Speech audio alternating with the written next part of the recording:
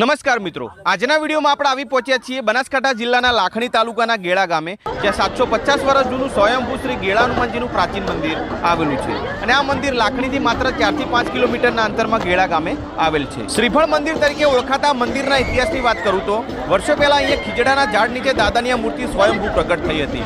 અને લોકવાયકા મુજબ વર્ષો પહેલા અહીંયા પ્રસાદ રૂપે નાળિયેરનો પ્રસાદ બાળકોને ખવડાવ્યો અને એ નાળિયેરનો પ્રસાદ ખાવાથી ઘણા બધા બાળકો બીમાર થયા હતા. ત્યારથી લોકો માનતા રૂપે નાળિયેર વધેરા વગર આખું ચડાવે છે અને આજે આ સ્થળ પર નાળિયેરનો ખૂબ મોટો પહાડ બની ગયો છે. વિડીયોમાં તમે જોઈ શકો છો. ચમત્કાર એ જ છે કે આટલી મોટી સંખ્યામાં વર્ષોથી પડેલા નાળિયેર બગડતા પણ નથી અને ગંધાતા પણ નથી. જગ વિખ્યાત બનેલા ગેળા હનુમાન દાદાના મંદિરે દર શનિવારે ખૂબ મોટો મેળો ભરાય છે અને દૂર દૂરથી ભક્તો દાદાના મંદિરે દર્શનાર્થે આવે છે અને માનેલી બાધા માનતા પૂરી કરે છે અને દાદા પણ દરેક ભક્તોના દૂર કરે છે. તો મિત્રો, આ હતું બનાસકાંઠા જિલ્લામાં આવેલ શ્રી ગેળા હનુમાનજીનું શ્રીફળ મંદિર. તમે પણ આ મંદિરના દર્શન કર્યા છે કે નહીં કોમેન્ટમાં જણાવી શકો છો અને કોમેન્ટમાં જય ગેળા હનુમાન દાદા લખવાનું ભૂલશો નહીં.